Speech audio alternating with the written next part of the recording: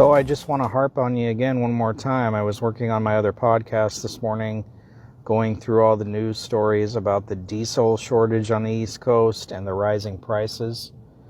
If you aren't preparing, this is the time. This is it. You've got, maybe a few months left to get your stuff in order.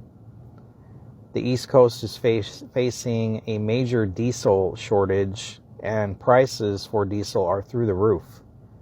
I mean, $9 a gallon in some places. Truckers can't afford that. Everything we get is transported by something that uses diesel. Trucks, boats, trains, airplanes, all of it. We don't use local suppliers anymore. Everything goes through major hubs that are spread throughout the U.S., and there's only a few of them. So if trucks or trains can't get there, or planes, then we're SOL. And something else I've noticed here lately, and I've seen it on other websites, but now I'm starting to see it on my videos on the comments. People saying that God will provide.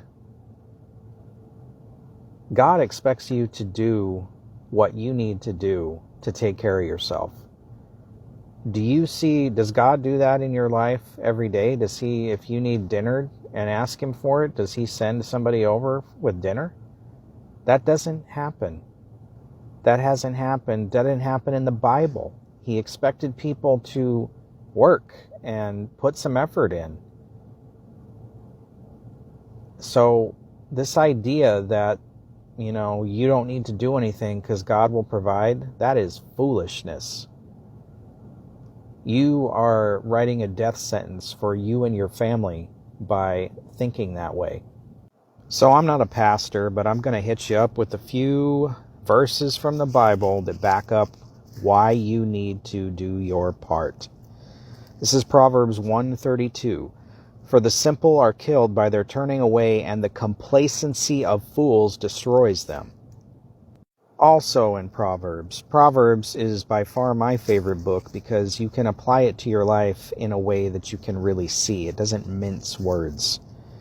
This is Proverbs 6:6-11. Go to the ant, O sluggard, consider her ways, and be wise. Without having any chief officer or ruler, she prepares her bread in summer and gathers her food in harvest. How long will you lie there, O sluggard? When will you arise from your sleep?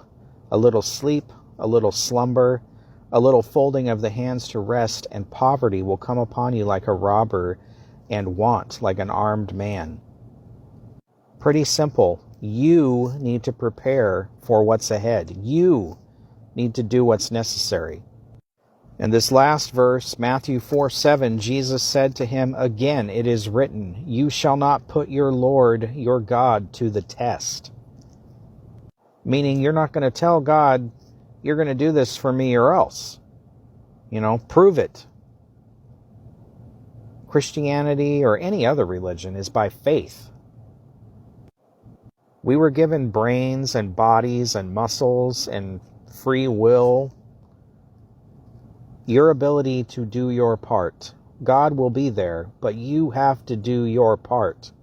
And when it comes to this stuff, you have to do your part.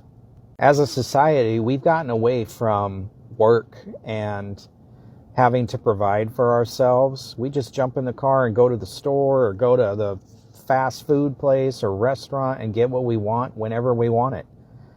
We've lost touch with having to prepare for our own families or grow food for our own families during the summer or the spring, and harvesting for the winter and the fall for hard times.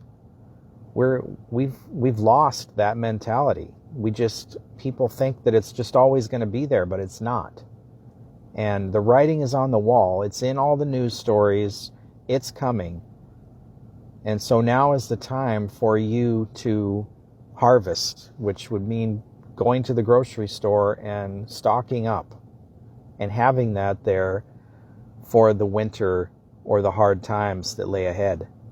Don't expect someone else to take care of you. It's your responsibility to take care of yourself and your family. Will you survive?